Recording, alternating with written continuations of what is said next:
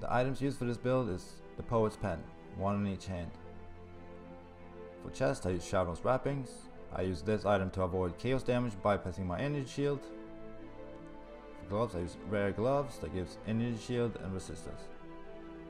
For boots I use rare boots that gives energy shield, resistance and a bit of movement speed. For helm I use rare helm that gives energy shield and resistance. The life you see on there is not necessary, I just have it there because I found a really cheap one. Same with the increased animate weapon, doesn't do anything for this build.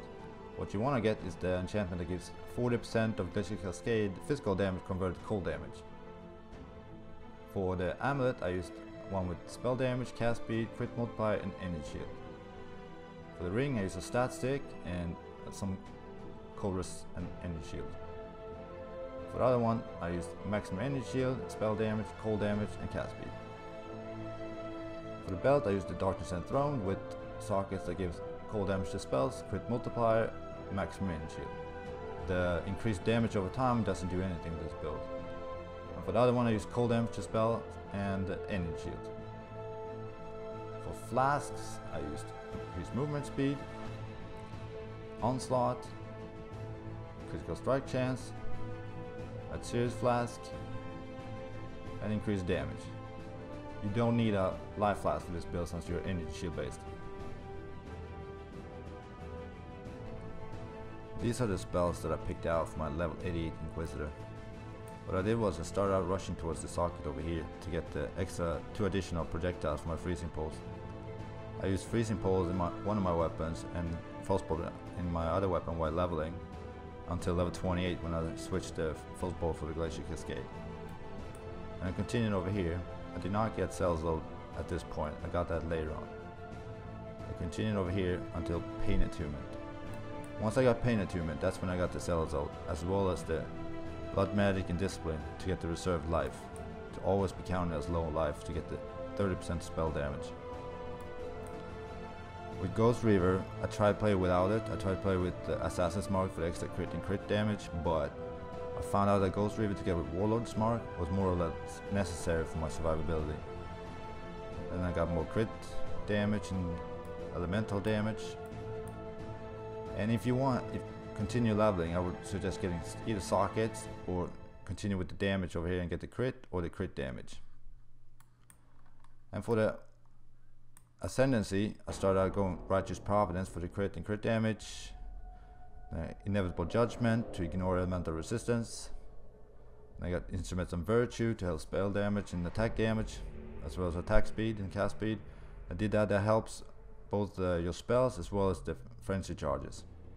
And I got Augur of Penitence for the increased elemental damage as well as less damage taken.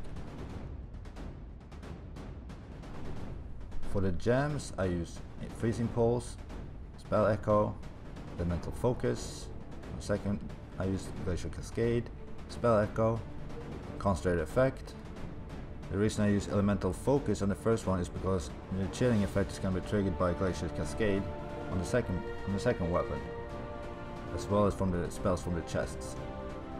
On the boots I have level 1 Cast Damage Taken, level 3 Immortal Call, I have Frost Bomb, and level 4 Arcane Surge.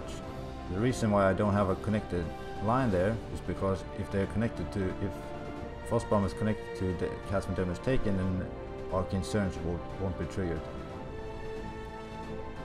And on the gloves I have Discipline connected with Blood Magic, and I have Summon Ice Golem as well as Decoy Totem. And I don't have a connection there either because I don't want Decoy Totem and Summon Ice Golem to use my life. On the helm I have Warlord's Mark, Hatred, Herald of Ice, Curse on Hit. Curse on Hit is connected with Herald of Ice, and then Warlord's Mark connected with Curse of Hit. And in the chest I have increased critical strike, freezing pulse, Glacial Cascade, cast on crit, and frenzy.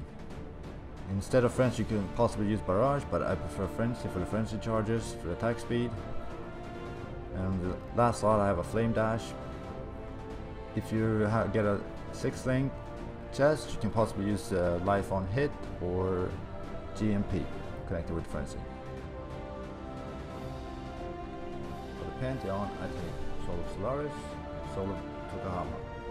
Could just as well take Soul of Lunaris, but I take Soul of Solaris because I want the damage reduction against bosses. For bandits, I decided to kill them all because I want the extra jewel slot in the skill tree. But if you'd like, you can save a lira for the extra resistance and crit damage.